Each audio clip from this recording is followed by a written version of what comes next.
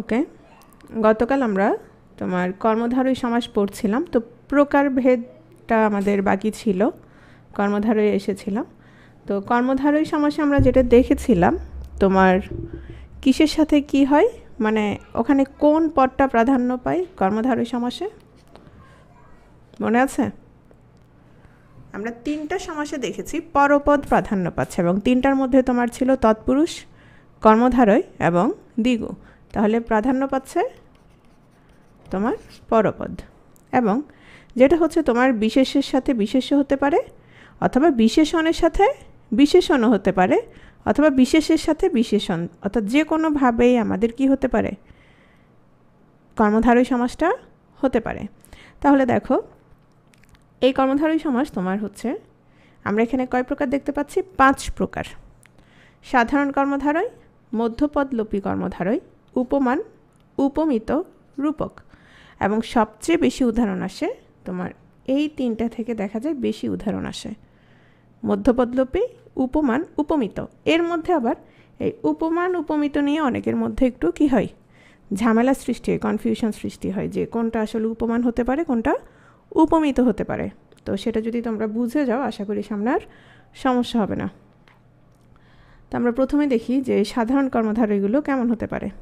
তো সাধারণ কর্মধারয় দেখো, তোমার এখানে বিশেষের সাথে বিশেষণ বা বিশেষণের সাথে বিশেষ্য হতে পারে, আবার বিশেষণের সাথে বিশেষণ হতে পারে, তোমাদের বলেছে। তো এখানে দেখো যে আলু সিদ্ধ, তো আলু সিদ্ধের তোমার ব্যাস বাক্য কী হবে? সিদ্ধ যে আলু, আলু সিদ্ধ। এখন একটা জিনিস দেখো তো, কিসের সাথে কি হয়েছে দেখো তো, আলুটা কি এখানে বিশেষ্য না বিশেষণ? লিখো, আলু বিশেষ্য নাকি বিশেষণ? হ্যাঁ, নাউন, ভেরি গুড। আর সিদ্ধটা, সিদ্ধ হচ্ছে এখানে তোমার বিশেষণ। এবং দেখো তাহলে কি হলো, বিশেষের সাথে বিশেষণের তোমার এখানে সমাস হয়েছে। লঙ্কা বাটা, এই কি লঙ্কা বাটা কি হবে তাহলে বলো তো? বাটা যে লঙ্কা। আচ্ছা, আলু সিদ্ধ 2বার এসেছে।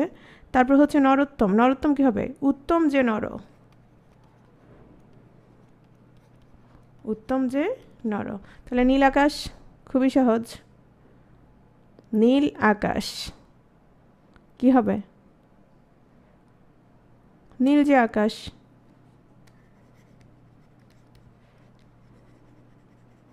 এই কিভাবে ছিন্নপত্র কি হবে?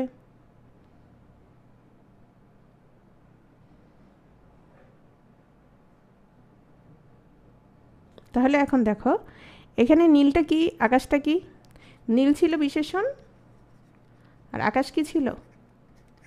আকাশ হচ্ছে বিশেষ্য। তাহলে বিশেষণ যোগ বিশেষ্য হচ্ছে, আর এখানে কি ছিল? এখানে বিশেষ্য যোগ বিশেষণ ছিল। ছিন্নপত্র, ছিন্ন যে পত্র। তারপর হচ্ছে হেড পণ্ডিত, কি হবে? হেড পণ্ডিত,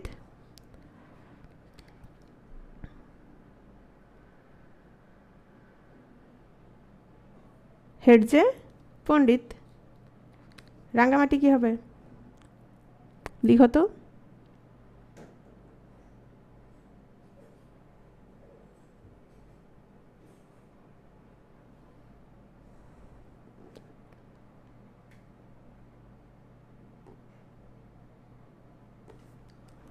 এই যে সবার হয়েছে, থ্যাংক ইউ। রাঙ্গা যে মাটি, ছিন্ন যে পত্র। তাহলে এগুলো আমরা কি পাচ্ছি? হেড যে পণ্ডিত। এগুলো হচ্ছে আমাদের সাধারণ কর্মধারয় সমাস। নেক্সট আসো মধ্যপদলোপী কর্মধারয় সমাস। তাহলে যে কর্মধারয় সমাসে তোমার ব্যাস বাক্যের মধ্যপদের লোপ হয় তাকে আমরা কি বলবো? মধ্যপদলোপী কর্মধারয় সমাস। আচ্ছা, এখানে ব্যাস বাক্যটা লিখা আছে, আসলে সমস্ত পদ লেখার কথা ছিল। যেমন ধরো, সিংহ চিহ্নিত আসন কি হলো? সিংহাসন। দেখো তো কোন পদটা লোপ পেয়েছে? এখানে কোন পদটা লোপ পেয়েছে? এখানে মধ্যপদটা লোপ পেয়েছে। তাহলে আমরা কি বলতে পারি, যে সমাসে তোমার সমাসবদ্ধ পদের মধ্যে তোমার ব্যাস বাক্যের মধ্যে যে ব্যাখ্যামূলক পদগুলো থাকে, অর্থাৎ ব্যাখ্যা করার জন্য যে পদগুলো থাকে সেগুলো যদি তোমার লোপ পায় সেটাকে আমরা কি বলবো, মধ্যপদলোপী কর্মধারয় সমাস। এবং এখানে অবশ্যই কোন কোন বিষয়টা প্রাধান্য পাবে, কোন পদ প্রাধান্য পাবে, অবশ্যই পরপদ প্রাধান্য পাবে। যেমন মানি ব্যাগ, তাহলে কি হবে মানি ব্যাগ, মানি ব্যাগ কী হবে বলো তো?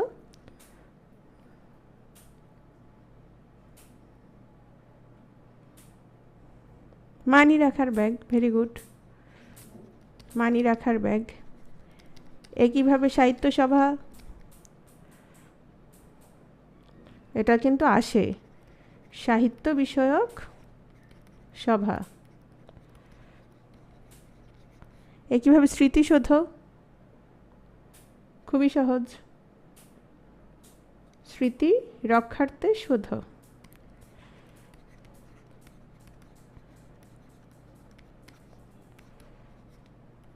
কার যেন নাম আছে, সৌধ। ঘর জামাই কি,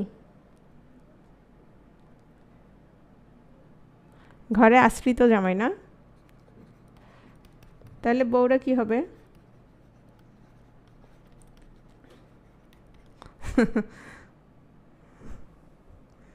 ঘর বউ না?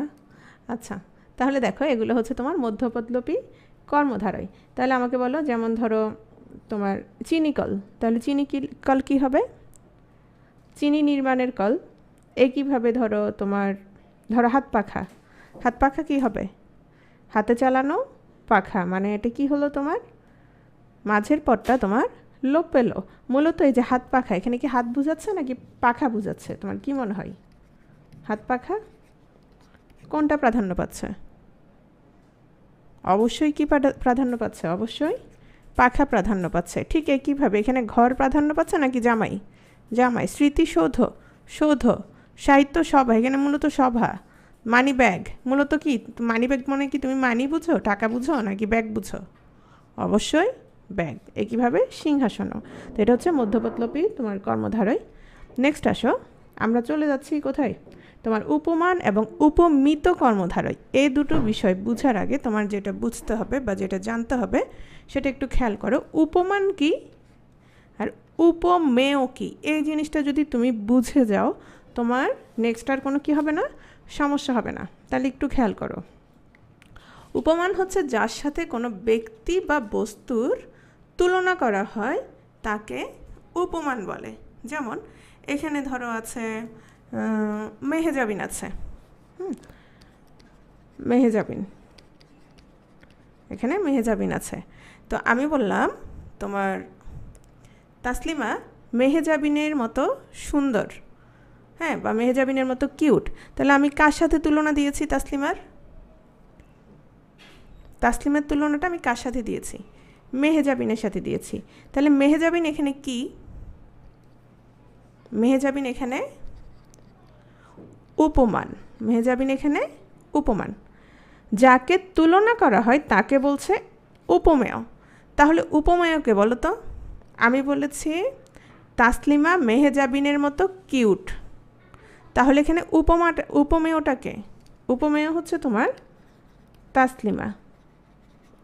আগে এই জিনিসটা ক্লিয়ার কিনা সবার আমাকে একটু বলো, এখানে যারা আছো ওয়াই লিখো।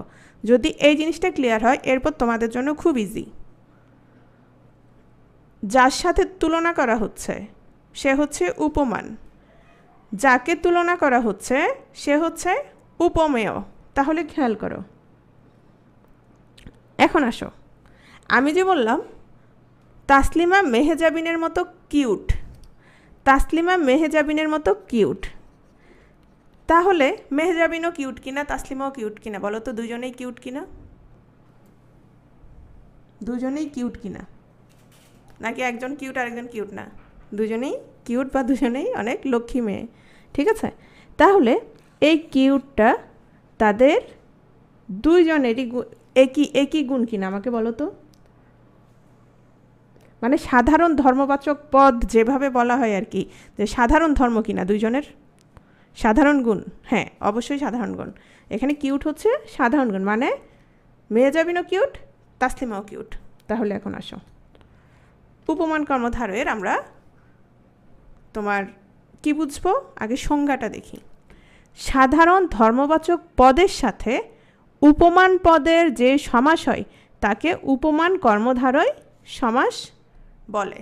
আমি যে বললাম সাধারণ ধর্মবাচক পদের সাথে, সাধারণ ধর্মবাচক পদ কি ছিল? কিউট ছিল। সাধারণ ধর্মবাচক পদ ছিল কিউট। আমি বললাম সাধারণ ধর্মবাচক পদের সাথে উপমান পদের, উপমান কে ছিল? উপমান কে ছিল? মেহেজাবিন। মেহেজাবিন উপমান পদের সাথে তোমার সাধারণ ধর্মবাচক পদের যে সমাস হয় তাকে উপমান কর্মধারয় বলে। তাহলে মেহেজাবিন কিউট, এটা কি হবে, কোন সমাস হবে বলো?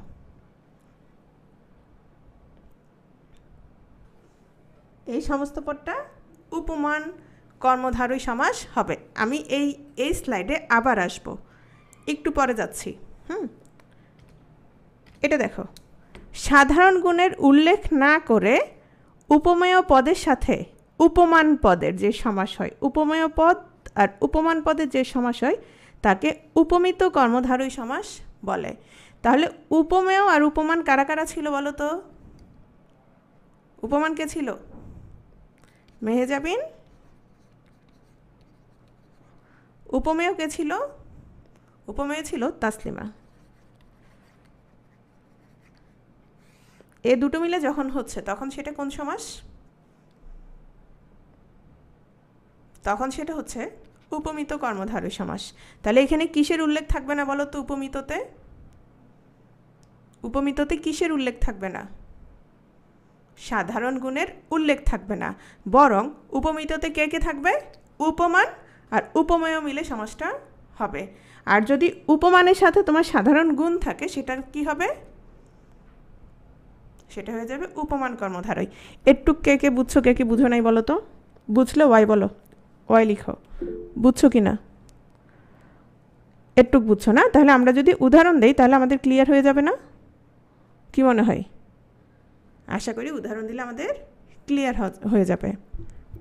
তাহলে দেখো, উপমান দেখো, সাধারণ ধর্মবাচক পদের সাথে উপমান পদের যে সমাস হয় তাকে উপমান কর্মধারয় সমাস বলে। দেখো, কাজলের নেই কালো, কাজলের নেই কালো।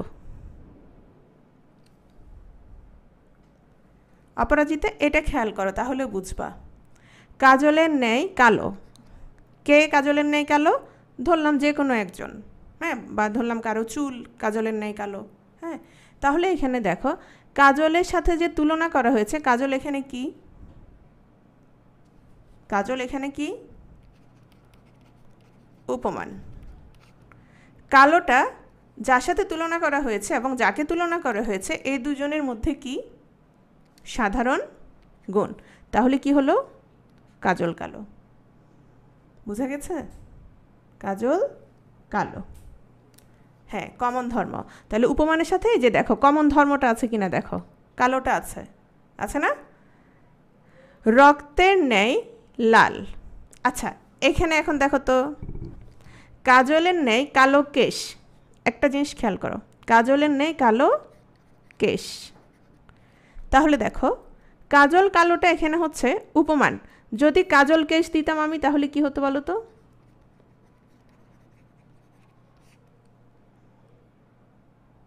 উপমেয় বলে সমাস নাই,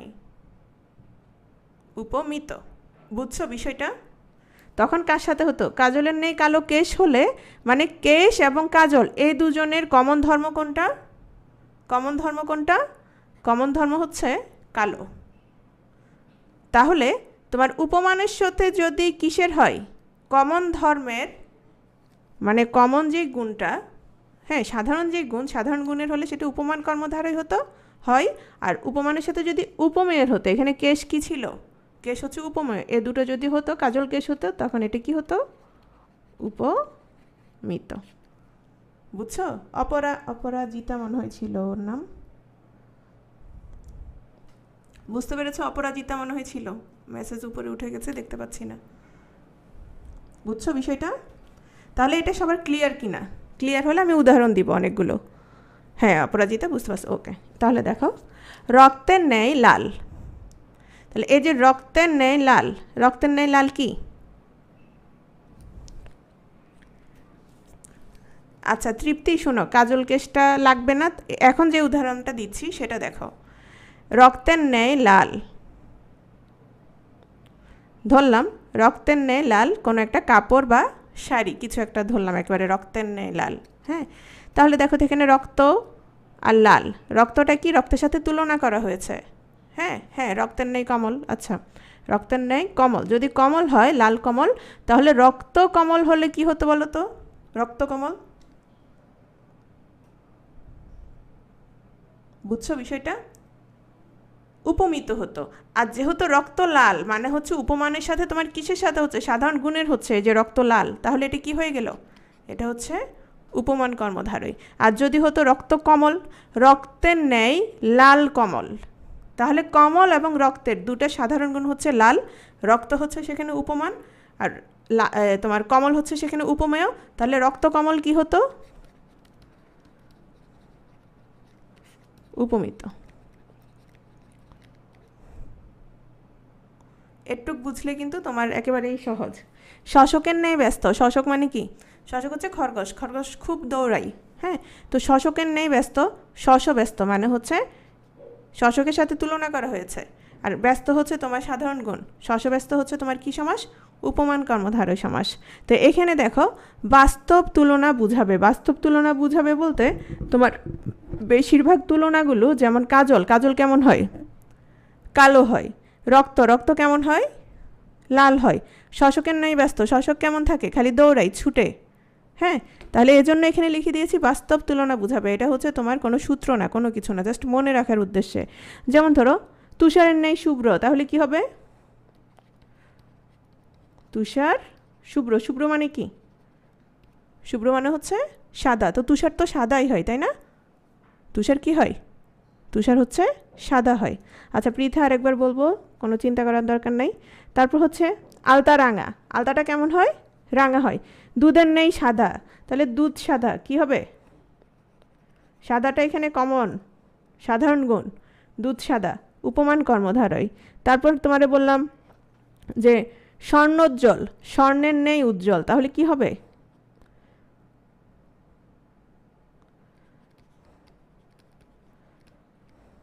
বুঝছো এটা সবাই? স্বর্ণোজ্জ্বল, তাহলে এগুলো কি বাস্তব তুলনা তাই না? স্বর্ণোজ্জ্বল। তারপর হচ্ছে তোমার কাঁচের নেই ভঙ্গুর, কাঁচের নেই ভঙ্গুর, কাঁচ কেমন? কাঁচ ভঙ্গুর। মিশির নেই কালো, সিঁদুরের নেই রাঙা, সিঁদুর কেমন? রাঙা। গোলাপের নেই রাঙা, গোলাপ রাঙা। হিমের নেই শীতল, তাহলে হিম কি? শীতল কি না? হিম শীতল। এগুলো হচ্ছে তোমার উপমান কর্মধারয়। নেক্সট আসো উপমিত কর্মধারয়।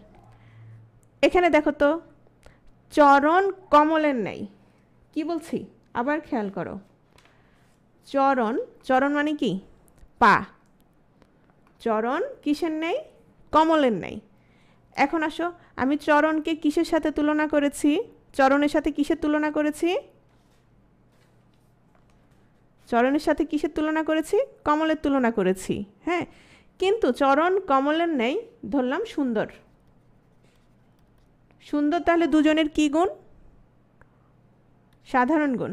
তাহলে সাধারণ গুণ কি তোমার উপমিত কর্মধারয়তে উল্লেখ থাকবে না থাকবে না? উল্লেখ থাকবে না। এখানে কে কে থাকবে? উপমান এবং উপমেয়টা থাকবে, এবং উপমান এবং উপমেয় যদি থাকে দেখো চরণ কমল, চরণ কমলের নেই, চরণ কমল, তাহলে কি হচ্ছে? এটা কি সমাস? উপমিত কর্মধারয় সমাস। পুরুষ কিসের নেই? সিংহের নেই। একটা জিনিস খেয়াল করো, পুরুষ, আমি জানি অনেকে বুঝতে পারছে, আবার দুই একজন মনে হয় বুঝে নাই, এজন্য পুরুষ সিংহের নেই ধরলাম বলবান, কেমন মানে শক্তিশালী বা বলবান ধরলাম। তাহলে এখানে বলবান হচ্ছে দুজনের কি? কমন একটা বৈশিষ্ট্য। তাহলে পুরুষ সিংহের নেই, এখানে পুরুষের সাথে তুলনা করা হয়েছে, সিংহের তুলনা করা হয়েছে, তাহলে পুরুষ হচ্ছে উপমান, সিংহ হচ্ছে উপমেয়। যাকে তুলনা করা হয়েছে কে যেন বুঝে নাই? পৃথা, পৃথা দেখো বলা হয়েছে পুরুষ সিংহের নেই বলবান, তাহলে পুরুষের সাথে কার তুলনা করা হয়েছে? সিংহের। চরণ কমলের নেই, চরণ চিনো কিনা? চরণ হচ্ছে পা, কমল চিনো কিনা? প, পদ্ম। চরণকে কিসের সাথে তুলনা করা হয়েছে? চরণের সাথে কিসের তুলনা করা হয়েছে বলো তো? তুষার।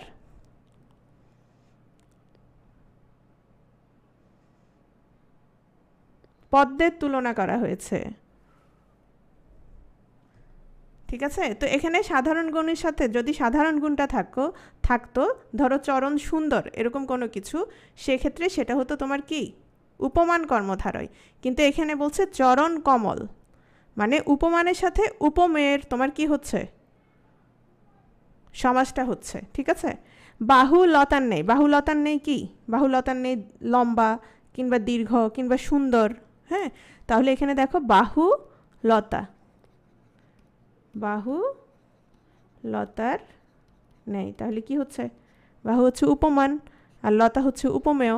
এই যে উপমান আর উপমেয় মিলে হয়ে গেল বাহুলতা, এবং এটা এই জন্য কি সমাস? উপমিত কর্মধারয় সমাস।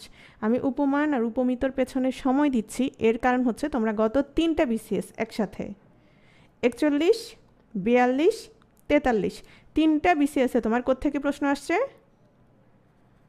কর্মধারয় থেকে। এবং দেখা যায় তোমার অন্যান্য সরকারি পরীক্ষায়ও প্রচুর প্রশ্ন থাকে কর্মধারয় থেকে, এবং এখান থেকেই বেশি থাকে, উপমান উপমিত এগুলো থেকে।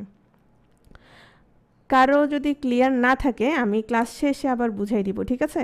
এখন আচ্ছা, এখানে একটা কথা, হ্যাঁ, যেটা বলছিলাম অবাস্তব তুলনা বুঝাবে। অবাস্তব তুলনা মানে কেমন দেখো, একটু আগে আমি যেটা বলেছিলাম, যেমন তুষারের নেই শুভ্র, তুষার শুভ্র ছিল, সেখানে তোমার তুষার সত্যিকারেই কি? তো তুষার সত্যিকারেই কি তোমার হচ্ছে শুভ্র। লতা উপমান, বাহু উপমেয় না? শুনো, বাহু লতার নেই, কিসের নেই? মূলত এখানে উপমান আর উপমেয় তো আছে, এখানে কি সাধারণ গুণ আছে কিনা? তৌফিক, তৌফিক আল নোমান। এখানে উপমান আর উপমেয় সমাস হচ্ছে, এখানে কিন্তু কি নাই? সাধারণ গুণ নাই। সাধারণ গুণ যেহেতু নাই, উপমান আর উপমেয় যেহেতু হচ্ছে, এটা কি হবে? উপমিত কর্মধারয়। বুঝছো কি না? তাহলে দেখো, যার সাথে তুলনা করা হয় সে হচ্ছে উপমান, যাকে তুলনা করা হচ্ছে সে হচ্ছে কিসের মতো? সে হচ্ছে কি? এখানে লতা হচ্ছে তাহলে কি? লতা তাহলে কি হবে? হ্যাঁ, লতা উপমান। ঠিক আছে, আমিও ঠিক বলছো, লতা হচ্ছে উপমান, কারণ এখানে লতার সাথে তুলনা করা হচ্ছে। বাহু লতার নেই, তাহলে লতার সাথে তুলনা করা হচ্ছে, লতা হচ্ছে এখানে উপমান আর বাহু হচ্ছে উপমেয়। এখন তোমরা যদি সাধারণ গুণের উল্লেখ না থাকে তাহলে সোজা উপমিত, আর সাধারণ গুণের উল্লেখ থাকলে ওটা কি হবে? উপমান। শেষ তো। তোমরা যদি কোথাও দেখো যে শুভ্র, তারপরে শীতল, রাঙা, কালো, সাদা, লাল, কোমল, তার মানে এগুলো সবগুলো কি? এগুলো সব সাধারণ গুণ।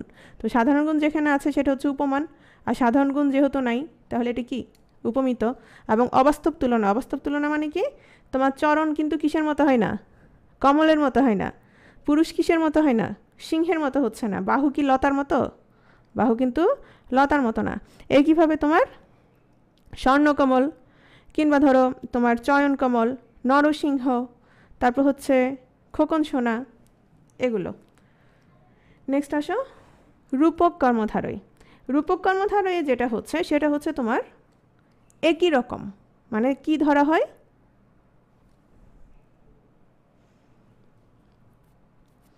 আচ্ছা আবু সাইদ, একটু পরে বলছি, কারণ এখানে অনেকেই আছে তো, অনেকেই এটা বুঝে গেছে, আমি তোমাদেরকে আবার একটু পরে বুঝিয়ে দিচ্ছি।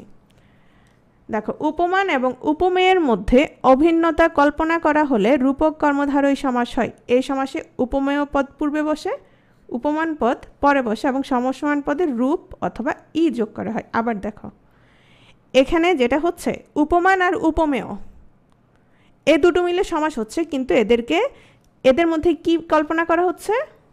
অভিন্নতা কল্পনা করা হচ্ছে, মানে এদের মধ্যে এরা দুজন কীরকম? একেবারে একই রকম কল্পনা করা হচ্ছে।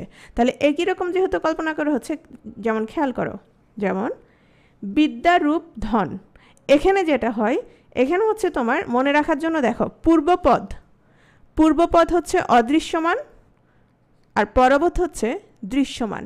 অদৃশ্যমান আর দৃশ্যমান মানে কি দেখো, যেমন বিদ্যারূপ ধন, বিদ্যা কি দেখা যায়? বিদ্যা দেখা যায় কি না? বিদ্যা দেখা যায় না, কিন্তু ধন সম্পদ কিন্তু তুমি দেখতে পাচ্ছ।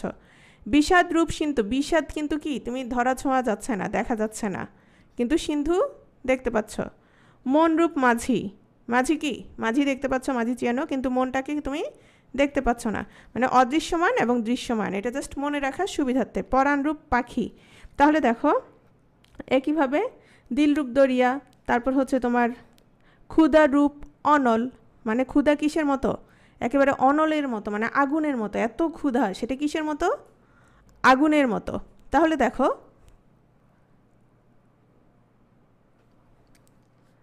বিদ্যাধন, বিষাদ সিন্ধু, মন মাঝি, পরাণ পাখি, তাহলে এগুলো সবগুলোই তোমার হচ্ছে কি রূপক কর্মধারয় সমাস, কারণ এখানে হচ্ছে তোমার কি অভিন্নতা কল্পনা করা হচ্ছে কিসের মধ্যে, উপমান এবং উপমেয়ের মধ্যে। আগে হচ্ছে তুলনা করা হয়েছিল, সাধারণ গুণ ছিল, কিন্তু এখানে একেবারে অভিন্নতা কল্পনা করা হচ্ছে, বলা হচ্ছে যে এরা একেবারে কীরকম, একই রকম। বিষয়টা বুঝছো? রূপক কর্মধারয়টা বোঝা গেছে?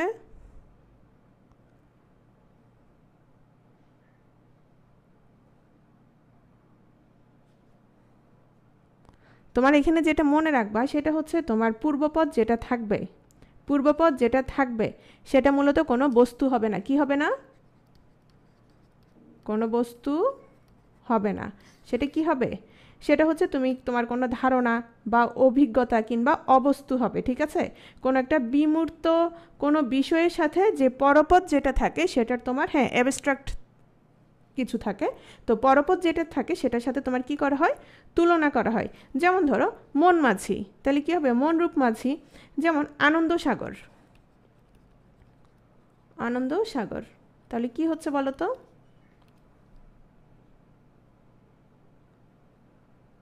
আনন্দরূপ সাগর।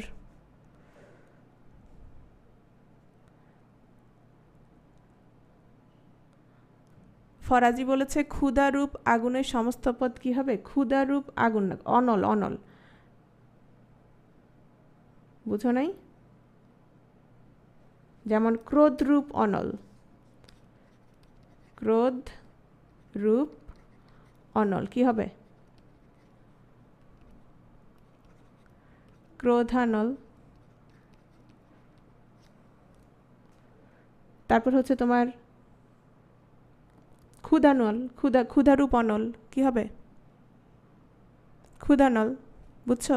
বিদ্যারূপ ধন, তাহলে কি হবে, বিদ্যাই ধন না, বিদ্যাধন, তোমার সমস্ত পদ হবে বিদ্যাধন।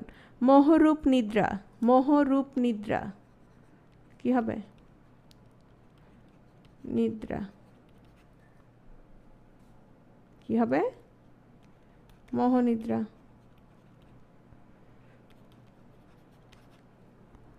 ঠিক আছে?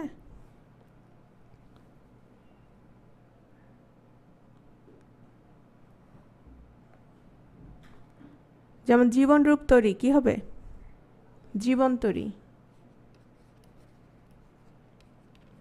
জীবনরূপ তরী, জীবন তরী। ওকে, এগুলো হচ্ছে রূপক কর্মধারয়, এবং এক্ষেত্রে যেটা খেয়াল করবা পূর্বপদ অদৃশ্যমান এবং তোমার পরপদ, যেমন পরপদটা সেটা হচ্ছে তোমার দৃশ্যমান। ঠিক আছে, নেক্সট আসো। তাহলে আমি তোমাদের কয়েকটা উদাহরণ দিই, দেখি পারো কি না। যেমন ধরো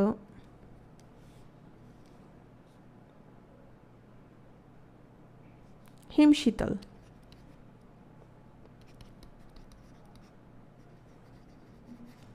হিমশীতল কি হবে বলো,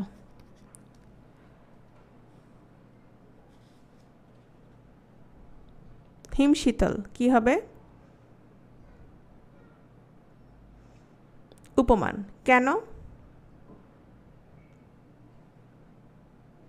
এখানে কার সাথে কার সমাস হয়েছে, উপমানের সাথে সাধারণ গুণের সমাস হয়েছে, ভেরি গুড। তারপর আমি বললাম বীর সিংহ, বীর সিংহ কি হবে বলো,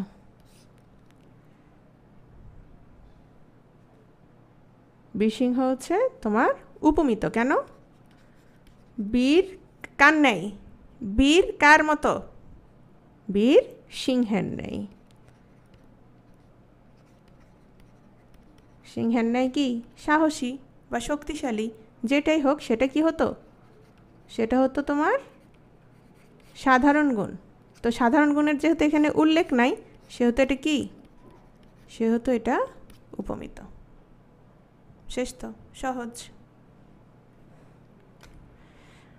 চলে আসছি তৎপুরুষ সমাসে। অনেকক্ষণ সময় দিয়েছি কর্মধারয়তে, এবার তৎপুরুষ সমাস আসো। তৎপুরুষ সমাসে আমরা বলেছিলাম, তাও একই কথা, সেটা কি ছিল, সেটা ছিল তোমার কোন পদ প্রাধান্য পাবে, পরপদ প্রাধান্য পাবে। ছড়া বা বিভক্তি ছিল, ছড়াটা ছিল কি, বিভক্তির লোপ পেলে তৎপুরুষ হবে, এবং বিভক্তি কোন পদের লোপ পায়, কোন পদের বিভক্তি লোপ পাবে, অবশ্যই পূর্বপদের বিভক্তি লোপ পাবে। ঠিক আছে, তাহলে দেখো পরপদ প্রাধান্য পাবে, আমাদের বৈশিষ্ট্যগুলো দেখো, পূর্বপদের বিভক্তি লোপ পাবে। বিভক্তিগুলি কি কি, তাহলে আমাদের সেগুলো জানতে হবে। দ্বিতীয়া চতুর্থী কে রে, তৃতীয়া হচ্ছে দ্বারা দিয়া কর্তৃক, পঞ্চমী হতে থেকে চে, ষষ্ঠী র এর, সপ্তমী হচ্ছে এ অ তে। তাহলে যদি তোমার হতে থেকে চে এগুলো লোপ পাই, তাহলে আমরা সেটাকে কি বলবো, সেটাকে আমরা সেই নামে অভিহিত করব। তার মানে হচ্ছে কোন নামটা হবে, যেমন ধরো র এর লোপ পেল, সেক্ষেত্রে আমরা কি বলবো, ষষ্ঠী তৎপুরুষ। ঠিক আছে, সেক্ষেত্রে আমরা বলবো ষষ্ঠী তৎপুরুষ সমাস। তাহলে নেক্সট আসো, যেমন ধরো রথ চালন। রথ চালন তাহলে কি হবে,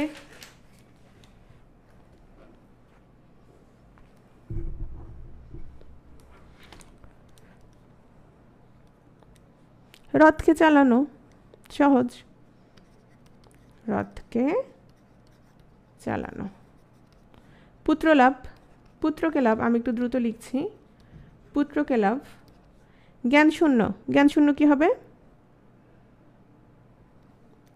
জ্ঞান দ্বারা শূন্য।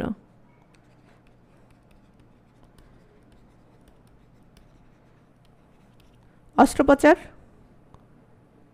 অস্ত্র দ্বারা উপচার।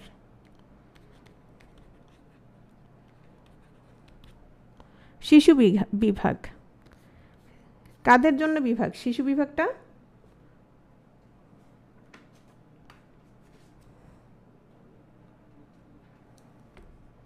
শিশুদের জন্য বা নিমিত্ত, শিশুদের জন্য বিভাগ।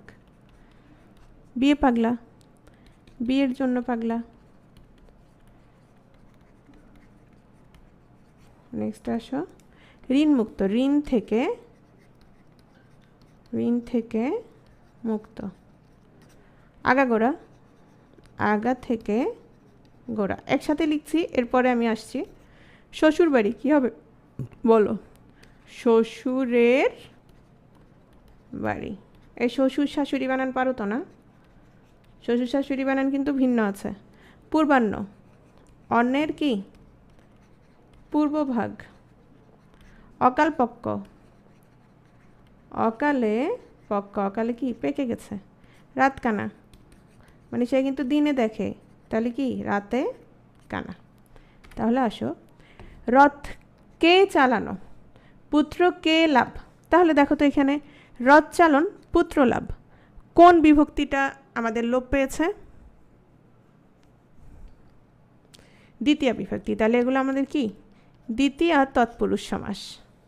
জ্ঞান দ্বারা শূন্য, আমরা জানি দ্বারা দিয়া কর্তৃক, এগুলো হচ্ছে তোমার কি তৃতীয় বিভক্তি। তাহলে জ্ঞান শূন্য অস্ত্রোপচার, এগুলো কি হবে, এগুলো হচ্ছে তোমার তৃতীয় তৎপুরুষ সমাস। তারপর হচ্ছে শিশু বিভাগ, বিয়ে পাগলা।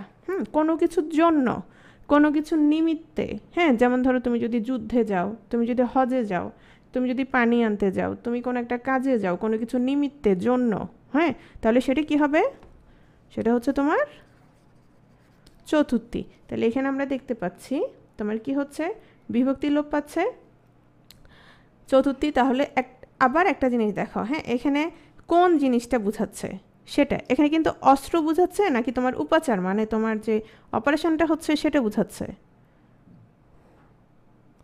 মানে পরপদটা প্রাধান্য পাচ্ছে কিনা। আমাদের তৎপুরুষ সমাসের মেইন বিষয়টা কি? মেইন বিষয়টা হচ্ছে তোমার পরপদ প্রাধান্য পাবে, এটা সবার আগে মনে রাখবা। দ্বিতীয় হচ্ছে তোমার বিভক্তি লোপ পাবে, পূর্বপদের বিভক্তি লোপ পাবে, ঠিক আছে? এটাই হচ্ছে তোমার কি তৎপুরুষ সমাস। তাহলে দেখো ঋণ থেকে মুক্ত, আমরা জানি হতে থেকে চে, এগুলো হচ্ছে পঞ্চমী। শ্বশুর বাড়ি, শ্বশুরের বাড়ি, তাহলে র এর, তাহলে এগুলো কি ষষ্ঠী। পূর্বাহ্ন, অন্যের, অন্যের এর পূর্বভাগ, তাহলে এটাও ষষ্ঠী। অকালে পক্ষ, তাহলে আমরা জানি এ অ তে, এগুলো হচ্ছে তোমার কি সপ্তমী। তাহলে রাতে কানা, এগুলো হচ্ছে তোমার কোন তৎপুরুষ? সপ্তমী তৎপুরুষ সমাস। নেক্সট আসো, তাহলে আমরা তৎপুরুষ সমাস কত প্রকার পাচ্ছি একটু খেয়াল করো। দ্বিতীয়, তৃতীয়, চতুর্থী, পঞ্চমী, ষষ্ঠী, সপ্তমী, এগুলো তোমরা সহজেই পারবা। তাহলে এখানে কত প্রকার? 6 প্রকার। আরও আছে ঝামেলা সৃষ্টি করার জন্য, ন, উপপদ ও লুক তৎপুরুষ। তার মানে আমরা টোটাল কত প্রকার পাচ্ছি তৎপুরুষ সমাস? 9 প্রকার পাচ্ছি। এই 9 প্রকারের মধ্যে এগুলো কিন্তু তোমরা বুঝে গেছো মোটামুটি, দ্বিতীয়, তৃতীয়, চতুর্থী, তাই না? তারপর আমি আলাদা করে রেখেছি, একটু খেয়াল করো। যেমন দ্বিতীয় তৎপুরুষ সমাস আমরা কিভাবে চিনব? পূর্বপদে তোমার দ্বিতীয় বিভক্তি কে রে লোপ পাবে, আর হচ্ছে সেটাকে আমরা বলবো দ্বিতীয় তৎপুরুষ সমাস বা কর্ম তৎপুরুষ। আসলে কর্ম তৎপুরুষ বলতে এখানে যেটা হচ্ছে তোমার, আমরা কর্ম, কর্ম তো বুঝো অবজেক্ট। তো দেখো কি প্রাপ্ত হয়েছে, সে কি প্রাপ্ত হয়েছে? দুঃখ প্রাপ্ত হয়েছে। কি কাকে দিয়ে যদি আমরা প্রশ্ন করি আমরা কি পাবো? আমরা কর্ম পাবো। তাহলে দেখো কি প্রাপ্ত? দুঃখ কে প্রাপ্ত, কি আপন্ন? এটা কি হবে? বিপদকে, বিপদকে আপন্ন। কি কুড়ানো? আম কুড়ানো, তাহলে আমকে কুড়ানো। তাহলে এগুলো সবগুলো কি হবে? এগুলো হচ্ছে তোমার দ্বিতীয় তৎপুরুষ। ব্যাপ্তি অর্থেও দ্বিতীয় তৎপুরুষ সমাস হয়। ব্যাপ্তি মানে কি? তোমার ধরো তোমার এটা বিস্তৃতি, হ্যাঁ বিস্তৃতি, যেমন চিরকাল ব্যাপিয়া সুখী, তাহলে এটা তোমার কি হবে? চিরসুখী। কিংবা ধরো ক্ষণকাল ধরে স্থায়ী, মানে তোমার এটা কি বোঝাচ্ছে? ব্যাপ্তি বোঝাচ্ছে। কিংবা ধরো বিস্তৃতি বোঝাচ্ছে, ওটার বিস্তৃতি কতক্ষণ ছিল? ক্ষণকাল ছিল, তাহলে ক্ষণকাল ধরে স্থায়ী, তাহলে এটা কি হবে? বা চিরকুমারী, চিরকুমারী তাহলে কি হবে বলো তো?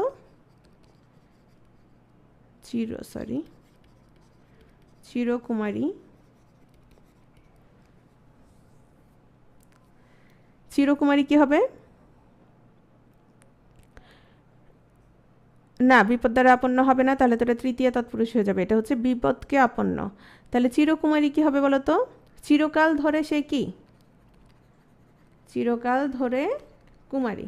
তাহলে দেখো তো এখানে ব্যাপ্তি বুঝিয়েছে কিনা? ব্যাপ্তি বুঝাইছে কিনা, মানে একটা বিস্তৃতি বুঝাইছে কিনা? চিরকাল ব্যাপিয়া বা চিরকাল ধরে কুমারী, তাহলে আমরা ব্যাপ্তি অর্থে কি বুঝবো? ব্যাপ্তি অর্থ কোন সমাস হবে? দ্বিতীয় তৎপুরুষ সমাস হবে, ঠিক আছে? ক্ষণকাল, তাহলে ক্ষণকাল কি হবে? ক্ষণকাল ধরে স্থায়ী, এগুলো হচ্ছে দ্বিতীয় তৎপুরুষ। নেক্সট আসো, এটা সহজেই পারবা। পূর্বপদে হচ্ছে দ্বারা, দিয়া, কর্তৃক, এগুলো যদি লোপ পাই সেটা হচ্ছে তোমার তৃতীয় তৎপুরুষ সমাস। যেমন মন গড়া, মন গড়া কি হবে তাহলে? মন দ্বারা গড়া বা মন দিয়ে গড়া। তারপরে কষ্টার্জিত, আমি একটু দ্রুত টানছি এগুলো যেহেতু তোমরা বুঝো। আচ্ছা, এগুলো বুঝতে কি কারো অসুবিধা হচ্ছে সেটা বলো, কারো সমস্যা হচ্ছে কি না? ঠিক আছে, যেহেতু সমস্যা নেই আমি এই বিষয়গুলো একটু দ্রুত টানছি, কারণ সামনে আরও বোঝানোর আরও কিছু বিষয় আছে। তাহলে কষ্ট দ্বারা অর্জিত, এখানে তোমার কী লোপ পাচ্ছে? দ্বারা। মধু মাখা, কি দিয়ে মাখা? মধু দিয়ে মাখা। মন গড়া, কি দ্বারা গড়া? তোমার মন দ্বারা গড়া, ঠিক আছে?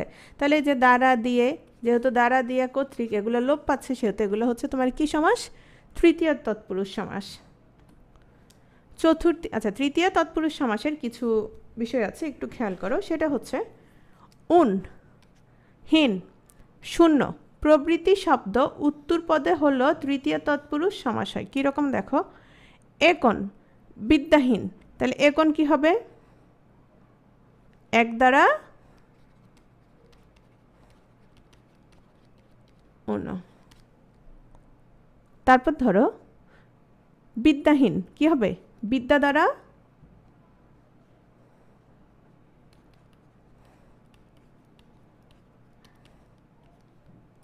হীন।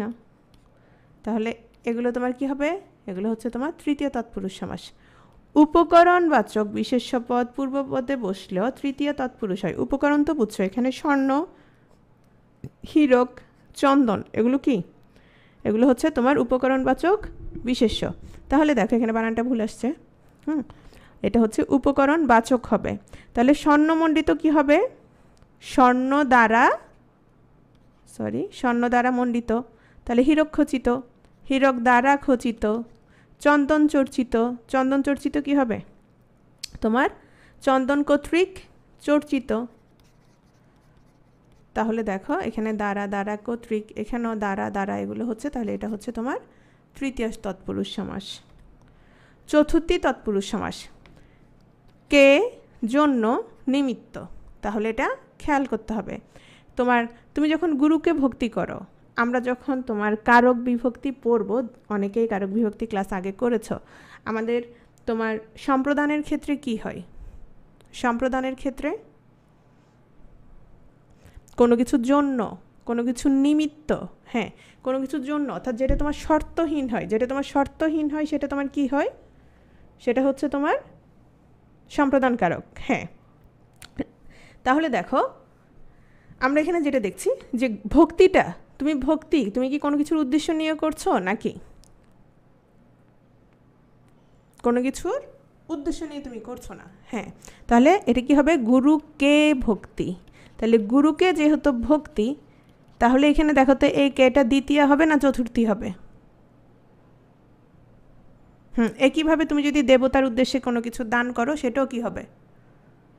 সেটাও তোমার চতুর্থী হবে। ঠিক আছে? তাহলে বসতবাড়ি কেন? কোনো কিছুর জন্য, কোনো কিছুর নিমিত্ত, কোনো কিছুর জন্য। তাহলে বসতবাড়িটা কি হবে? বলো। বসতের জন্য বাড়ি, মানে তুমি সেই বাড়িটা কেন তৈরি করেছো? বসত করার জন্য, বসতের জন্য বাড়ি। তাহলে দেশপ্রেম, কিসের জন্য প্রেম? দেশের জন্য প্রেম, দেশের জন্য প্রেম। তীর্থযাত্রা কি হবে? তীর্থযাত্রা, হজে যাত্রা, এগুলো কি হবে? তীর্থযাত্রা, তোমার তীর্থের জন্য যাত্রা। তারপর হচ্ছে হজের জন্য যাত্রা। তারপর হচ্ছে তোমার যদি মুসাফির খানা হয়, সেটা কি? মুসাফিরদের জন্য খানা। খানা মানে এখানে কি বলো তো? এই খানা মানে আমি শব্দে পড়িয়েছিলাম, মুসাফির খানা। এই খানা কি খাবার না, এই খানা হচ্ছে স্থান, এটা হচ্ছে স্থান। ঠিক আছে? তাহলে মুসাফির খানা তোমার কি হবে? চতুর্থী তৎপুরুষ সমাস। এটা ক্লিয়ার কিনা? চতুর্থী তৎপুরুষ সমাস, দ্বিতীয় এবং চতুর্থী, এ দুটোর মধ্যে কিন্তু ঝামেলা করবা না। যেটা তোমার কোনো কিছুর জন্য, কোনো কিছুর নিমিত্ত, কোনো কিছুর উদ্দেশ্য, তখন সেটা কি হবে? তখন সেটা তোমার হচ্ছে চতুর্থী তৎপুরুষ সমাস। এবং এটার সাথে আমাদের কিসের মিল আছে? সম্প্রদান কারকের, তাই না?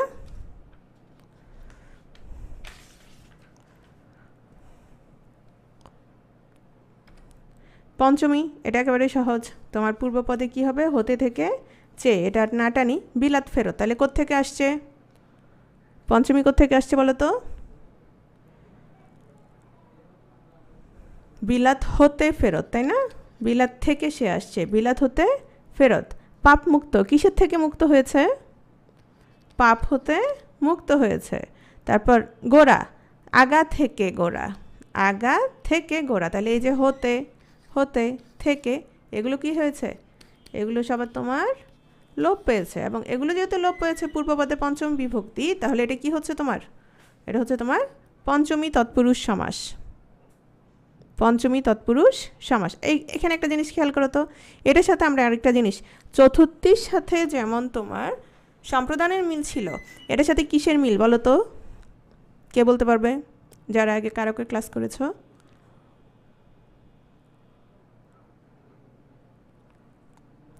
কি হবে বলো তো, কোন কারক? অপাদান। Samin, thank you. এটা হচ্ছে অনেকটা অপাদান, সমস্ত পদের পূর্বপদ তোমার হচ্ছে কি হয়, অপাদান কারক হবে। যেমন ধরো কোনো কিছু থেকে চ্যুত, জাত, উৎস, আগত, ভীত, হ্যাঁ এরকম। যেমন পাপ মুক্ত, তাহলে পাপ পাপ থেকে মুক্ত, তাই না?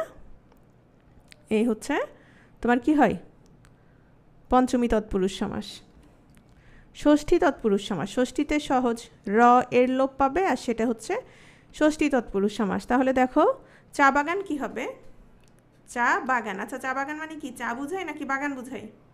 নিশ্চয়ই বাগান বুঝাচ্ছে। তাহলে কি হবে, চা এর বাগান। রাজার পুত্র, শ্বশুর বাড়ি কি হবে? আচ্ছা শ্বশুর বানান এখানে ভুল হয়েছে, শ্বশুর বানান কীভাবে হবে? শাশুড়ির ক্ষেত্রে তোমার ডয় শূন্য র হয়, কিন্তু শ্বশুরের ক্ষেত্রে হয় র। আবার শাশুড়ির ক্ষেত্রে তোমার কিন্তু এই তালব্যস্য নিচে ব নাই, কিন্তু এখানে শ্বশুরের ক্ষেত্রে আছে। তাহলে শ্বশুর বাড়ি হচ্ছে শ্বশুরের বাড়ি, হ্যাঁ তাহলে এখানেও এরটা হচ্ছে। তাহলে ছাত্র সমাজ কি হবে? ছাত্র সমাজ, ছাত্রের সমাজ। দলনেতা কি হবে? দলের নেতা, দলের নেতা, ঠিক আছে। ছবিঘর, ছবিঘর, ছবির ঘর, ছবির ঘর, ঠিক আছে। গণতন্ত্র, এগুলো আসে, গণতন্ত্র আসে।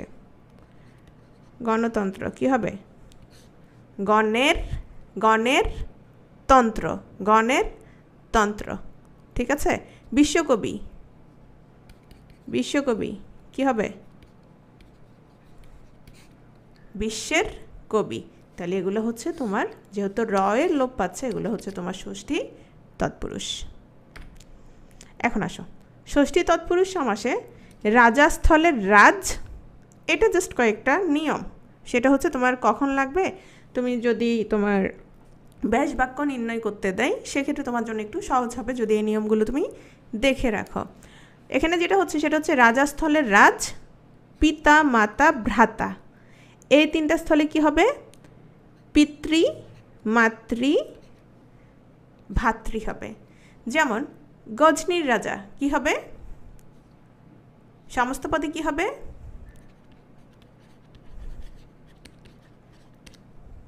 গজনীরাজ। আচ্ছা একটা জিনিস খেয়াল করবা, সেটা হচ্ছে অপপ্রয়োগে আসে। অপপ্রয়োগে কি আসে জানো? যেমন ধরো এখানে ধরো এই সমাস যখন হয় তখন সেটা কয় পদে পরিণত হয়? কয় পদে পরিণত হয়?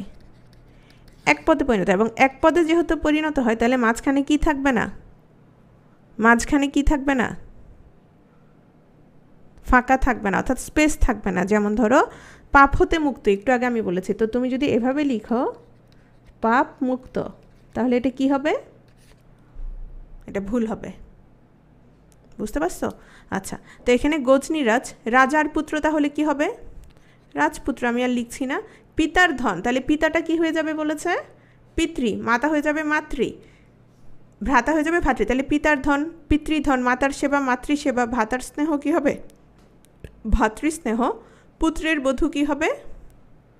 পুত্র বধূ, ঠিক আছে। এগুলো হচ্ছে অল্প দু একটা নিয়ম, আরও আছে। যেমন দেখো পরপদে যদি তোমার সহ, তুল্য, নিভ, প্রায়, প্রতিম এগুলো যদি থাকে, সেটা তোমার কি হবে? এইসব শব্দ থাকলেও তোমার ষষ্ঠী তৎপুরুষ সমাস হবে। কি কি? সহ, তুল্য, নিভ, প্রায়।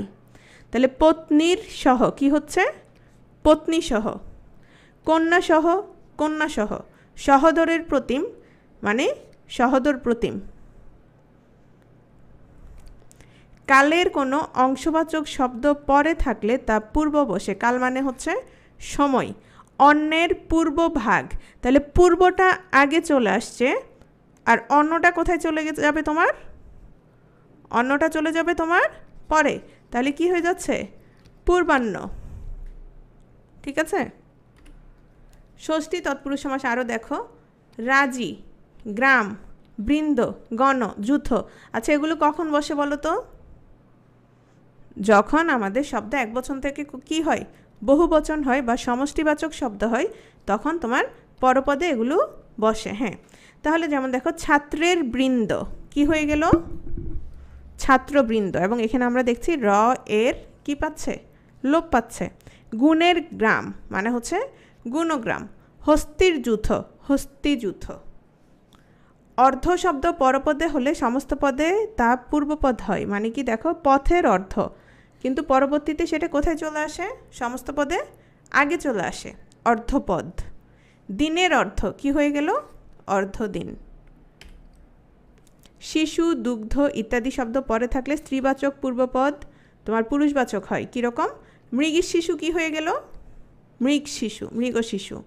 ছাগির দুগ্ধ হয়ে যায় ছাগ দুগ্ধ। তাহলে এখানে দেখো মৃগী, তারপর হচ্ছে তোমার ছাগি, এগুলো কি হয়ে গেল?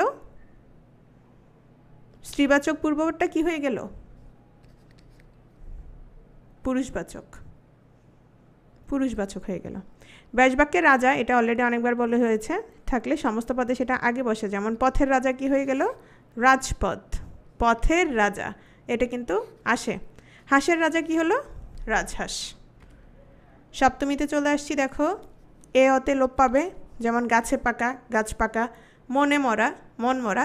ঘাড়ে ধাক্কা কি হবে? ঘাড়ে ধাক্কা, ঘাড় ধাক্কা। ঘরে বন্দি কি হবে? ঘর বন্দি। বিশ্বে, বিশ্ববিখ্যাত কি হবে? বিশ্বে বিখ্যাত। রাতে কানা, ঠিক আছে। গলায় ধাক্কা, গলা ধাক্কা। তাহলে এখানে কি হচ্ছে? এ অ তে, এগুলো লোপ পাচ্ছে। নেক্সট আসো। আচ্ছা, এখানে সপ্তমী তৎপুরুষ সমাসে কোনো কোনো সময় ব্যাসবাক্যে পরপদ সমস্ত পদের পূর্বে আসে। যেমন পূর্বে ভূত কি হবে বলো তো? সমস্ত পদে কি হবে? ভূত পূর্ব। পূর্বে অশ্রুত কি হবে? পূর্বে অশ্রুত, একদম সহজ। অশ্রুত পূর্ব। পূর্বে অদৃষ্ট কি হবে? অদৃষ্ট পূর্ব। শেষ, এগুলো আর টানছি না। অলুক তৎপুরুষ সমাস, একটু খেয়াল করো অলুক তৎপুরুষ সমাসটা। অলুক সমাস কোনটা বলো তো? কি লোপ পাবে না অলুক সমাসে? লোপ তো পাই, লোপ যেমন তোমার তৎপুরুষ সমাসে আমরা দেখতে পাচ্ছি তোমার বিভক্তির লোপ পেয়েছে। কোথায় লোপ পেয়েছে? সমস্ত পদে লোপ পেয়েছে নাকি ব্যাস বাক্যে লোপ পেয়েছে? কোথায় কোথায় লোপ পেয়েছে? তৎপুরুষ সমাসে ব্যাস বাক্যে লোপ পেয়েছে, কিন্তু আমাদের সমস্ত পদে যখন বিভক্তিটা থেকে যায়, সমস্ত পদে যখন বিভক্তি থেকে যাবে তখন আমরা সেটাকে কি বলবো? অলুক সমাস। যদি সেটা দ্বন্দ্ব সমাসে থাকে তখন অলুক দ্বন্দ্ব, যদি সেটা তৎপুরুষের সাথে সাথে থাকে তখন সেটা কি? অলুক তৎপুরুষ। ঠিক আছে, তাহলে অলুক তৎপুরুষ সমাস দেখো। তেলে ভাজা কি হবে? মূলত তেল দিয়ে ভাজা, তেল দিয়ে ভাজা। শব্দটা ছিল তেল, কিন্তু সমস্ত পদে কি রয়ে গেছে? সমস্ত পদে কি রয়ে গেছে? এটা রয়ে গেছে, ঠিক আছে, এই বিভক্তি রয়ে গেছে। তাহলে বলো তো এটা কোন কোন সমাস? তেল দিয়ে ভাজা। কিন্তু এখানে কোনটা লোপ পেয়েছিল? কোনটা লোপ পেয়েছিল? তৃতীয় বিভক্তি। তাহলে এটা হচ্ছে অলুক তৃতীয় তৎপুরুষ। ঠিক আছে, তারপর ধরো খেলার মাঠ। খেলার মাঠ কি হবে? খেলার জন্য, খেলার জন্য মাঠ। শব্দটা হচ্ছে শুধু খেলা, কিন্তু কি রয়ে গেছে? র রয়ে গেছে। তাহলে এটা কি হবে? এটা হচ্ছে অলুক চতুর্থী তৎপুরুষ। ঠিক একইভাবে তোমার ঘোড়ার ডিম কি হবে বলো তো? এটা কিন্তু ঘোড়ার ডিম, ঘোড়ার ডিম, ঠিক আছে, এটা একসাথে হবে সমস্ত পদে, মানে ঘোড়ার ডিম একসাথে সমস্ত পদে। তাহলে এটা হচ্ছে তোমার অলুক ষষ্ঠী। একইভাবে তোমার যদি সোনার বাংলা হয় তাহলে কি হবে? দেখো সোনার বাংলা, তাহলে এটা কি হবে? অলুক ষষ্ঠী, হ্যাঁ অলুক ষষ্ঠী শেষ। মামার বাড়ি, মামার র আছে, একই অলুক ষষ্ঠী। মাটির মানুষ, মনের মানুষ, মাটির মানুষ মনের মানুষ, অলুক ষষ্ঠী। সাপে কাটা কি হবে?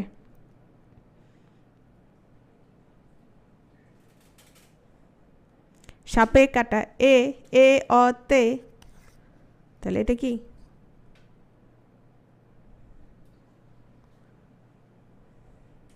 আচ্ছা, ভাস্কর বলেছে এটা তাহলে সমাস কেন হলো?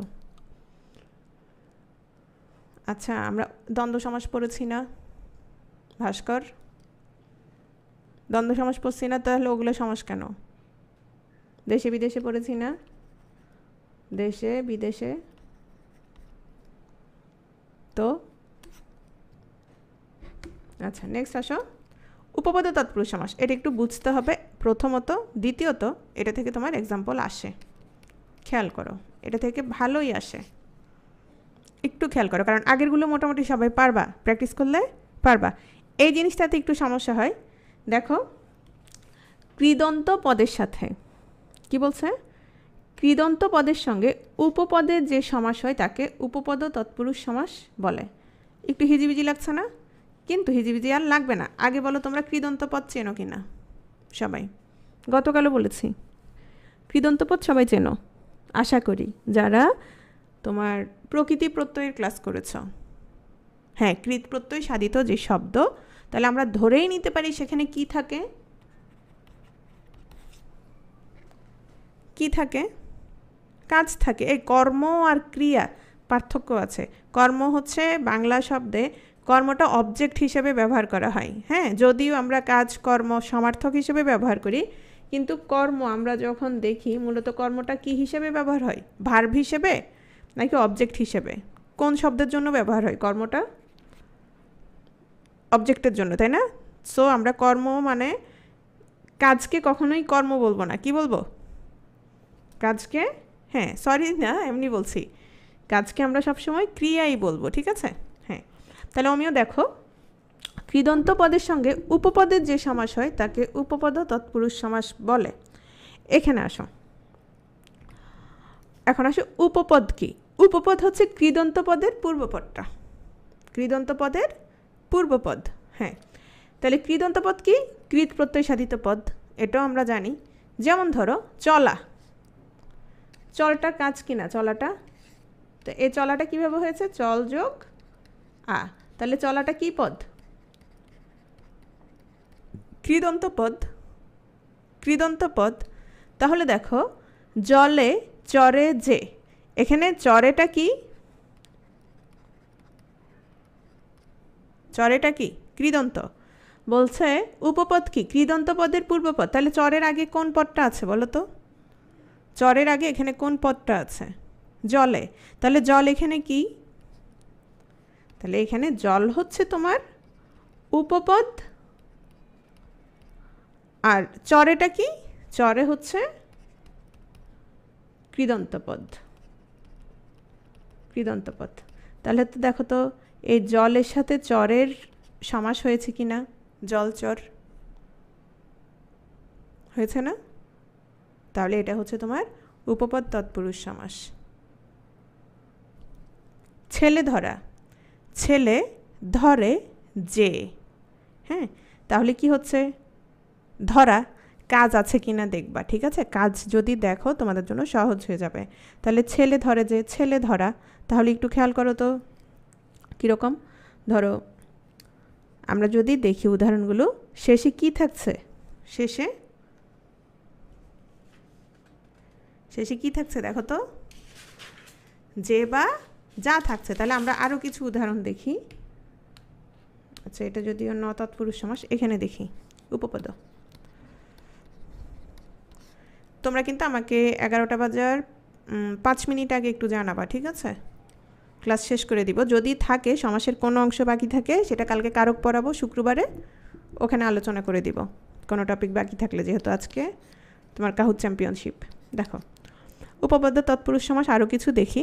যেমন পঙ্কে জন্মে যা, পঙ্কজ। তাহলে পঙ্কে জন্মে, দেখো তো জন্মটা কি এখানে কাজ কি না? জন্মটা এখানে কি? জন্মটা হচ্ছে এখানে কাজ। তাহলে পঙ্কে জন্মে যা, যা আছে যে বা যা। তা আমি কিছু উদাহরণ মুখে বলে দিচ্ছি, ঠিক আছে? যেমন ধরো ছেলে ধরা, কি হবে? ছেলে ধরে যে, তাহলে এখানে কার কার সাথে হচ্ছে? ধরের সাথে ছেলের হচ্ছে, ঠিক আছে? তারপর ধরো বর্ণ চোরা, বর্ণ লুকাই যে, তাহলে লুকানোটা এখানে কাজ। লুকানোর সাথে কিসের হচ্ছে? বর্ণের সাথে হচ্ছে। তারপর হচ্ছে স্থলচর, স্থলে চরে যে, ঠিক আছে? সর্বনাশা, তাহলে কি হবে?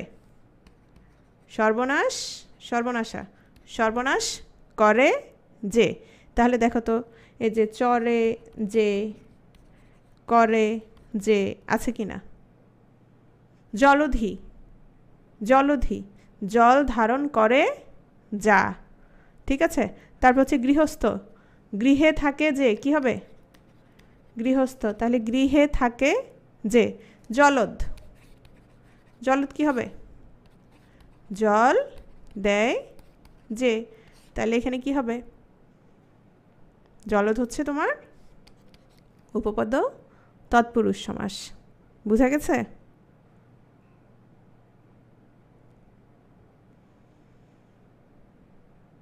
জলজ, তাহলে জলজ যদি জল দেয় যা, তাহলে জলজ কি হবে বলো তো? জলে জন্মে যা। এই পর্যন্ত যতগুলো বলেছি সবগুলোর মাঝখানে তুমি কি পাইছো বলো তো? সবগুলোর মাঝে তুমি কি পেয়েছো? কৃদন্ত পদ পেয়েছো, ঠিক আছে? চলে আসছি বহুব্রীহি সমাসে। বহুব্রীহি সমাসে তোমাদের একটা কথা বলেছিলাম, সেটা হচ্ছে তোমার পূর্বপদ প্রাধান্য পাবে না, আবার পরপদও প্রাধান্য পাবে না, আবার উভয় পদও প্রাধান্য পাবে না। কি প্রাধান্য পাবে সেখানে? সেটার অন্য কোনো অর্থ সেখানে প্রাধান্য পাবে। পূর্বপদ পরপদ একটারও কি বুঝাবে না? অর্থ বুঝাবে না। ব্রীহি মানে হচ্ছে ধান, বহু ব্রীহি আছে যার। এখানে বহু ব্রীহি মানে হচ্ছে তোমার বহু মানে অনেককেও বুঝাচ্ছে না, আবার ধানকেও বুঝাচ্ছে না। কাকে বুঝাচ্ছে? সেই পয়সাওয়ালা লোকটারে বুঝাইছে বা সেই কৃষককে বুঝিয়েছে যার কি আছে? যার অনেক ধান আছে, ঠিক আছে? অন্য পদ বুঝিয়েছে। তো যে সমাসের সমসমান পদগুলোর কোনোটির অর্থ না বুঝিয়ে অন্য কোনো পদকে বুঝায় সেটাকে আমরা বহুব্রীহি সমাস বলবো। বহুব্রীহি সমাস দেখো, বিশাল লাক্ষী, বিশালাক্ষী মানে বিশাল অক্ষী, বিশাল অক্ষী, হ্যাঁ? তাহলে বিশাল অক্ষী কীভাবে আসছে বলো তো? তাহলে এখানে কি, আচ্ছা ন তৎপুরুষ ছিল না? ও সরি, আমি আসলে ওই স্লাইডে উদাহরণ দেওয়ার জন্য বলতে গিয়ে এখানে চলে আসছি। হ্যাঁ, ন তৎপুরুষ অবশ্যই পড়তে হবে, খেয়াল করো, অবশ্যই পড়া লাগবে। কে আজাদ, থ্যাংক ইউ। পরপদের অর্থের প্রাধান্য রেখে নাবাচক অব্যয় কী কী দেখো? না, নেই, নাই, নয়, আরও আছে। অনা হতে পারে, হ্যাঁ? এগুলো যদি পূর্ব বসে তোমার তৎপুরুষ সমাস হয় সেটাকে আমরা বলবো ন তৎপুরুষ সমাস। আচ্ছা, এটা ন তৎপুরুষ, অনেকে আমরা ছোটোবেলায় কি বলতাম? নঞ্চ বলতাম বা ন ইও বলতাম। এটা কিভাবে ন তৎপুরুষ? একটা জিনিস দেখো, যেমন ধরো আমি বললাম আবু, কি লিখছি এটা? আবু মিয়া লিখেছি, তাই না? আবু মিয়া লিখেছি, তা আমি এটা কি লিখতে পারি? Me a. তা আমি ধরো কি কেটে দিলাম? আকারটা কেটে দিলাম, তাহলে কি হচ্ছে? মি অ, মানে ধরো আমি বলতে পারি কি? ন, ন তৎপুরুষ সমাস। তাহলে দেখো এখানে ধরো আমি যেটা বলছি সেটা হচ্ছে তোমার নাবাচক পূর্বপদের সঙ্গে তোমার বিশেষ্য বা বিশেষণ জাতীয় পরপদের সমাস হবে, এবং এটা হচ্ছে তোমার পূর্বপদের অবশ্যই পরপদের কি থাকবে? অর্থের প্রাধান্য থাকবে। যেমন ধরো তোমাদের একটা শব্দ বলি, অবিশ্বাস। এখানে তুমি কি বুঝাচ্ছ? তোমার বিশ্বাসটা কি? বিশ্বাসটা কি আছে না নাই? বিশ্বাসটা নাই, তোমার বিশ্বাসটা নাই। বিশ্বাস আছে কি নাই সেটা বোঝাচ্ছে কি দিয়ে? এই অটা দিয়ে বোঝাচ্ছে। তাহলে এটা কি হয়ে গেল? এটা আমাদের পরপদে প্রাধান্য রেখে এটা একটা নাবাচক শব্দ হয়ে গেল, এবং সেখানে কি ব্যবহৃত হয়েছে? আমাদের ন অব্যয়। কীরকম? না, নেই, নাই, নয়, এগুলো ব্যবহার হয়েছে। হ্যাঁ, তাহলে দেখো তো অনধিক কি হবে? অনধিক হচ্ছে নয় অধিক। এখন আসো, এই নয় তৎপুরুষ সমাসের সাথে তোমাদের যেটা সমস্যা হতে পারে সেটা হচ্ছে ন বহুব্রীহি আছে। ন বহুব্রীহির একটা জিনিস খেয়াল করো, ন বহুব্রীহির সাথে ন তৎপুরুষের যেটা প্রধান বিষয় সেটা হচ্ছে বহুব্রীহির ক্ষেত্রে, বহুব্রীহির ক্ষেত্রে আমাদের কোনটা প্রাধান্য পাই? যেমন ধরো নির্ভুল, তাহলে কি নাই সেখানে? ভুল ছিল না, হ্যাঁ, ভুল নাই। তো নির্ভুল দিয়ে সেই লোককে বোঝাচ্ছে যার কোনো কি নাই, ভুল নাই। আচ্ছা, এটা বহুব্রীহিতে যখন আসছি তখন বলছি। তাহলে অনুর্বর, নয় উর্বর। অসৎ কি হবে? নয় সৎ। তারপর অজানা, নয় জানা। অসুর, নেই সুর। আকাচা, নয় কাঁচা। আভাজা, নয় ভাজা, মানে ভাজা নয় আর কি। তারপর হচ্ছে বেতাল, বেতাল কি হবে? নেই তাল, নেই তাল। বেআইনি কি হবে? নয় আইনি, মানে বিষয়টা আইনি নয়, ঠিক আছে। অক্ষত কি হবে? নয় ক্ষত। এগুলো হচ্ছে তোমার ন তৎপুরুষ সমাস। এবার আমরা চলে আসছি তোমার বহুব্রীহি সমাসে। আচ্ছা, তাহলে এখানে দেখো বিশালক্ষী যার, বিশালক্ষী বলতে এখানে মানে যেটা বুঝাইছে তোমার বিশাল অক্ষী কার আছে বলো তো? কাকে বুঝিয়েছে? বিশালক্ষী কার বলো তো?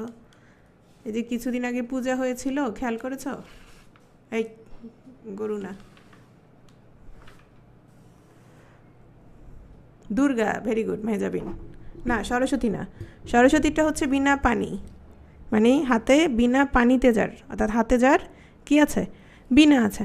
তাহলে দেখো বহুব্রীহি সমাস কাকে বলে সেটা তো বুঝছো। এখন আসো, নীলকণ্ঠ, যেমন নীলকণ্ঠ যার, তাহলে বিশালক্ষী আছে যার, তাহলে আমরা এখানে কাকে বুঝছি? বিশালক্ষী আছে যার। একইভাবে নীলকণ্ঠ কি হবে? নীলকণ্ঠ যার,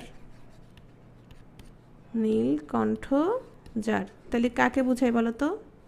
এটা হচ্ছে তোমরা আমরা যেটা বুঝছি দুর্গাকে। একইভাবে নীলকণ্ঠ যার মানে শিব, ঠিক আছে। তারপর ধরো পীতাম্বর, পীতাম্বর, পীত মানে হচ্ছে তোমার হলুদ রং, আর অম্বর মানে হচ্ছে পোশাক। তাহলে পীত অম্বর যার, পীত অম্বর যার মানে হচ্ছে তোমার শ্রীকৃষ্ণ। তাহলে দেখো এখানে যেটা হচ্ছে তোমার আমাদের কি বোঝাচ্ছে? আমাদের হচ্ছে অন্য কোনো অর্থর এখানে প্রাধান্য পাচ্ছে। তাহলে এটা হচ্ছে তোমার বহুব্রীহি সমাস। এই বহুব্রীহি সমাস কত রকম দেখো? সমানাধিকরণ, ব্যাধিকরণ, ব্যতিহার। এবং দেখো এখানের ভেতর থেকে তোমার প্রশ্ন আসছে বিসিএসে, তোমরা দেখেছ, যেমন নিচের কোনটি ব্যতিহার বহুব্রীহি সমাস? হ্যাঁ, তারপর অনেক সময় আসে যেমন ধরো নিচের কোনটি অলুক বহুব্রীহি সমাস, কিংবা সংখ্যাবাচক বহুব্রীহি থেকে আমরা সংখ্যাবাচক বহুব্রীহি পারবো সবাই। কেন? সংখ্যাবাচক বহুব্রীহিটা আমরা কিসের সাথে পড়েছিলাম? সংখ্যাবাচক বহুব্রীহিটা মনে আছে? দ্বিগুর সাথে পড়েছিলাম, ভেরি গুড। তাহলে আমরা বাকিগুলো একটু দেখে নেই। সমানাধিকরণ বহুব্রীহি, পূর্বপদে কি হবে? বিশেষণ হবে। পরপদে কি হবে? বিশেষ্য হবে। পূর্বপদে বিশেষণ, পরপদে কি? বিশেষ্য।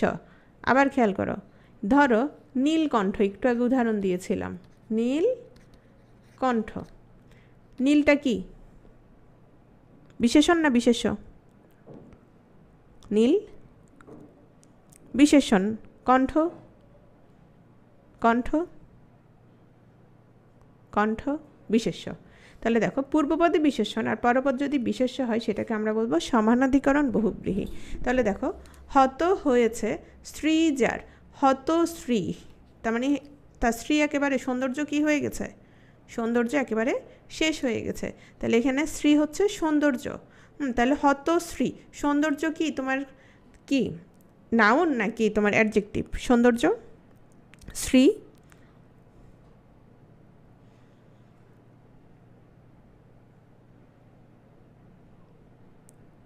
হ্যাঁ অ্যাডজেক্টিভ না, এখানে অনেকেই অ্যাডজেক্টিভ লিখছে। সৌন্দর্য, সৌন্দর্য অবশ্যই নাউন, তোমার সৌন্দর্য অ্যাডজেক্টিভ কেন হবে? তাহলে এখানে সৌন্দর্য হচ্ছে বিশেষ্য, এখানে স্ত্রীটা হচ্ছে বিশেষ্য, আর হতটা কি, হত হচ্ছে তোমার বিশেষণ। খোশ মেজাজ যার, খোশ মানে খুব মন দিল, খুব ভালো, তাহলে এখানে খোশটা কি, খোশটা হচ্ছে বিশেষণ। মেজাজটা কি, মেজাজ হচ্ছে বিশেষ্য, বুঝছো? ধরো অল্প বয়স্ক, এখানে অল্পটা কি, অল্প হচ্ছে বিশেষণ, ঠিক আছে? সুশীল, সুশীল যার, সুশীল যার, শীল মানে স্বভাব বা চরিত্র, যার চরিত্র বা স্বভাব কি খুব ভালো, তাহলে সুশীল।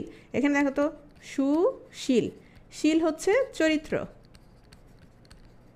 আর সু হচ্ছে ভালো, তো এখানে কোনটা কি, ভালোটা হচ্ছে বিশেষণ আর চরিত্র কি, চরিত্র হচ্ছে বিশেষ্য। তাহলে দেখো তো সুশীল তাহলে কি বহুব্রীহি? সমানাধিকরণ বহুব্রীহি। বুঝা গেছে বিষয়টা?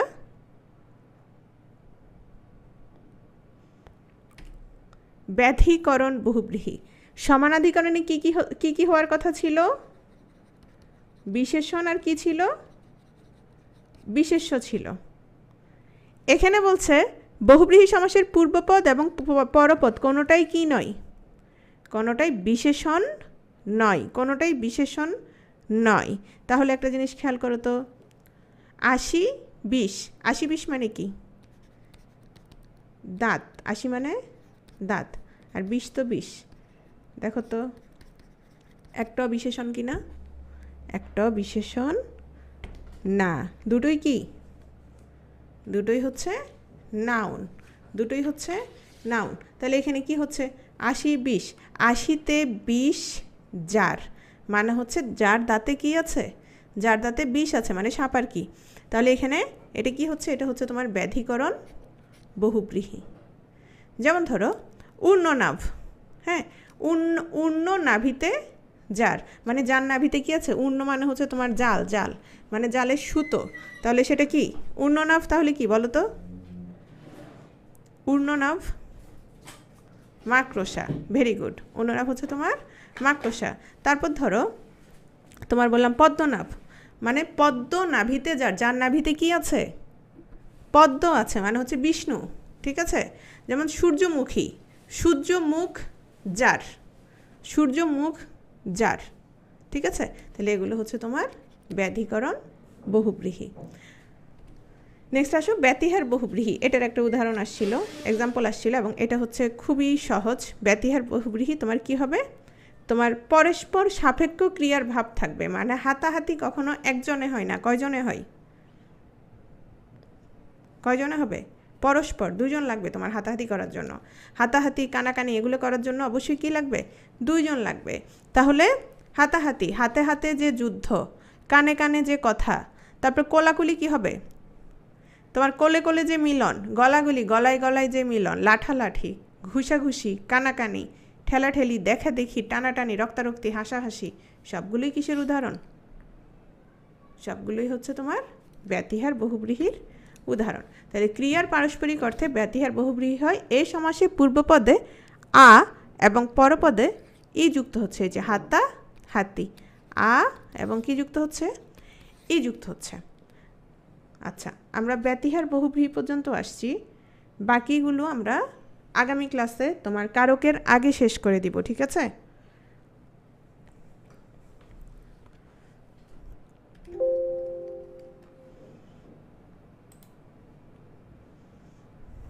যেহেতু এখন কাহুত চ্যাম্পিয়নশিপ হবে এবং এখানে যারা আছো আমি সবাইকে অনুরোধ করব যেন তোমরা সবাই কাহুত চ্যাম্পিয়নশিপে অংশগ্রহণ করো। আমরা 3 জনকে পুরস্কার দিব এবং এটা যেহেতু বাংলা ব্যাকরণ নিয়ে তোমরা অলরেডি এই কাহুতগুলো অলরেডি অনেকেই প্লে করেছো, তো আশা করি সবাই আসবে। একটু পরেই তোমাদের স্যার লাইভে আসবেন পেজ থেকে, ঠিক আছে?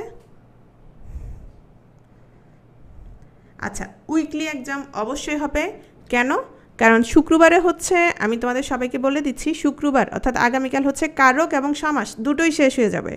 কারক এবং সমাস যদি আগামীকাল শেষ হয়ে যায়, শনিবার রাত 10টায়, যেহেতু শনিবার রাত 10টায় নেওয়া যাবে না, যেহেতু 9:30টায় পরীক্ষা আছে, তার আগেই আমরা তোমার পরীক্ষাটা নিয়ে নিব 8টা করে, 8টা 8:30 করে তোমার উইকলি এক্সামটা নিয়ে নিব শনিবারে, ঠিক আছে? শনিবারে হবে। হ্যাঁ, তাহলে এই সপ্তাহের পুরোটা তোমার চলে আসবে, যেহেতু আমার একটু সমস্যার কারণে এলোমেলো হয়ে গেল শিডিউলটা, কিন্তু আশা করি আগামী সপ্তাহ থেকে আর সমস্যা হবে না। আর সবাই রেডি হও কাহুত চ্যাম্পিয়নশিপের জন্য। কালকের ক্লাসটা আমরা জানিয়ে দিব, ঠিক আছে? যদি পারি একটু এগিয়ে নিব, যেহেতু সমাসও নিতে হবে, কারকও নিতে হবে। ঠিক আছে, তাহলে আল্লাহ হাফেজ। আর আমি স্লাইডটা এখনই দিয়ে দিচ্ছি, ঠিক আছে? রেকর্ড একটু পরে দেওয়া হবে। খোদা হাফেজ।